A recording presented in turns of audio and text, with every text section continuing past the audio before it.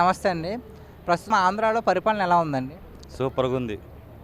సూపర్‌గా ఉందండి. హ్మ్. అంటే గత ప్రభుత్వంతో పోల్చుకుంటే కూటమి ప్రభుత్వం బెటర్ అంటారా? 1000 రెట్లు బెటర్. 1000 రెట్లు బెటర్. అంటే గత ప్రభుత్వంలో రోడ్లు సరిగ్గా లేక చాలా చాలా ఇబ్బంది పడ్డారు. ఇప్పుడేమైనా బెటర్ అంటారా? అన్నీ ఒక్కటి కూడా బాగలేదు. అంతా చండాలంగా ఉంది పోయిన 5 ఏళ్లలో. అది. ఇప్పుడంతా జరుగుతుంది. ఇప్పుడిప్పుడే కొత్తగా జరుగుతుంది కాబట్టి ఇంకా టైం పట్టిద్ది అభివృద్ధి కావాలంటే.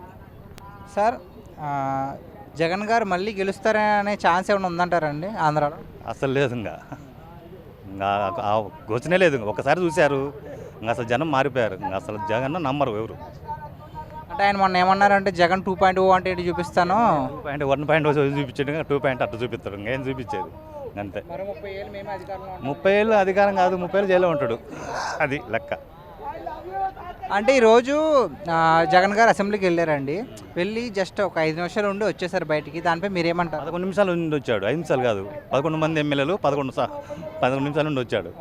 అంటే మళ్ళీ బై ఎలక్షన్ వస్తుందని, బై ఎలక్షన్ వస్తే 11 మంది రాజీనామా చేయాలిగా. 11 మంది రాజీనామా చేయాలి కదా. ఈ 11 మందిలో జగన్ ఒక్కడే గెలిచేది. 10 మంది ఓడిపోతారు. అందువల్ల ఆ భయంతో ఇంకా పార్టీ ఉండదని చెప్పి ఆ భయంతో ఇలా పోయి ఆధారేసుకొని వచ్చాడు. అది. అసెంబ్లీకి వెళ్ళకపోయినా సరే ప్రజా పోరాటం చేస్తాము, 2029లో మేమే అధికారంలోకి వస్తామని జగన్ గారు చాలా కాన్ఫిడెంట్గా చెప్పారు. కలలు కంటున్నాడు. కలలు కంటమే కాదు, అది కలలు కంటమే. వచ్చి అధికారం వచ్చే క్వశ్చనే లేదు.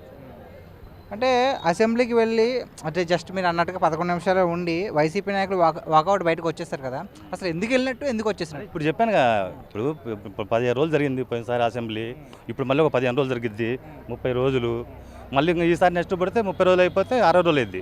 అదే క్వాలిఫై, అదే ఇంకా అదేమంటారు దాన్ని, క్వాలిఫికేషన్ పోద్ది. అందువల్ల ఆధారేసుకొని వచ్చాడు. అది కేవలం అటెండెన్స్ కోసమే వెళ్ళారంటారు. కోసం అయిపోయింది.